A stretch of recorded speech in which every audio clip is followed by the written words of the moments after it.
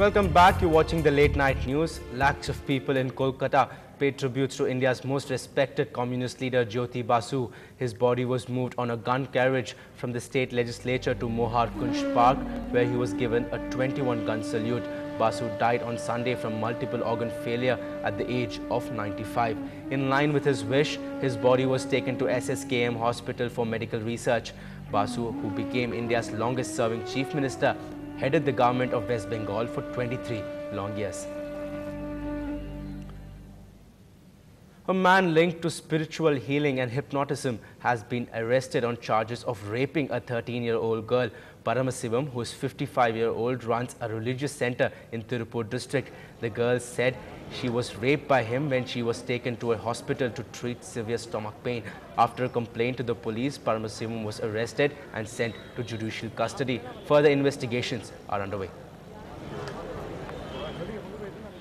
Well, yet another case of slum dwellers protesting against development projects. 100 people living in slums of Chennai staged a protest to stop the eviction by the government. The protesters, backed by unorganized Workers' Federation, are obviously not too happy leaving their homes.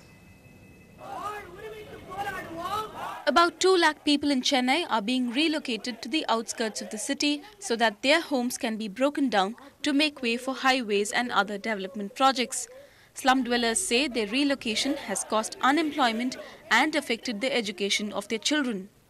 Among their demands, they want fireproof homes with basic amenities and proper documents. People who are residing in the slums have resided there for more than 40 years and they are covered by the Tamil Nadu Slum Areas Act 1971. This whole activity of evictions is only depriving them of their livelihoods and of educational opportunities for the children. Many slum dwellers are domestic workers, street vendors and rickshaw pullers.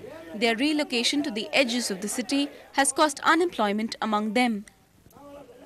நாங்கள் அம்ஜகரில் இருக்கிறோம். எங்களுக்கு வந்து போட்டாலாம் புஷ்னு போயிருக்கிறாங்க. ஆனால் எங்களுக்கு வந்து அங்கே அவங்க இடம் கொடுக்குறேன்னு இருக்கிறாங்க. அந்த இடத்துக்கு போக எங்களுக்கு இஷ்டம் கிடையாது. நாங்கள் இருக்கிற இடத்துலே இருக்கிறதுக்கு தான் ஆசைப்படுறோம். இன்னும் வந்து அந்த கேரளா பிளாட்பாரத்தில் தான் இருக்கிறோம். பார்க் சைடில் இருக்கிறோம். ராவானா பகலானா போலீஸ் தந்துரு. ராவானா நாங்கள் அங்கே சந்து புந்தெல்லாம் தெருவுங்களை படுத்துட்டு பகலானா பஸ் ஸ்டாண்டில் அங்கே இருக்கிறோம்.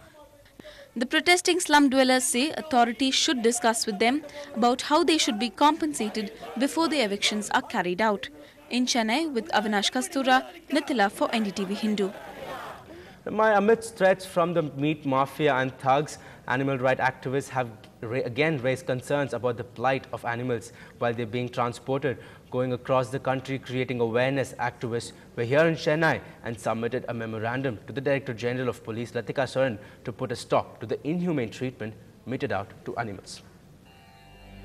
Every day, around 30 to 40 lorries of cattle are brought into the city illegally to be taken to the slaughterhouse.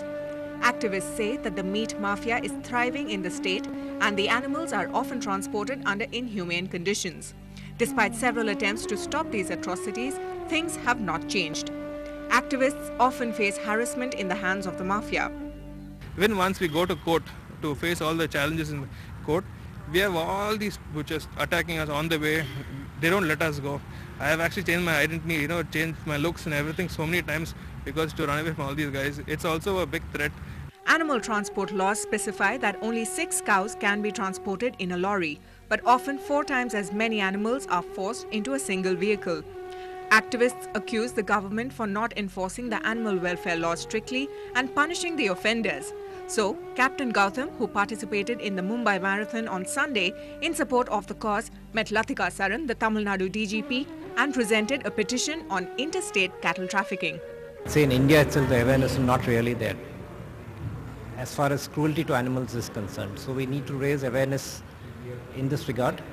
And second thing is, most important is to have the law on your side. So that's the reason why we have come to the Director General of Police, because they can really do a lot, to stop any form of cruelty to animals, which is basically against the law. This was just the beginning. The activists said that they won't stop until their voices are heard and cruelty towards animals is stopped completely. In Chennai with Bertilla, this is Charitra Parthasarathi for NDTV Hindu. After farmers, NGOs and politicians, this is the time for film personalities and performing artists to oppose the clearance of B.T. Brinjal by the government. They say that the corporate interests of a few override the public interest. Now, has the midsummer dream turned sour for the Afridi & Co? We'll find out in just a bit.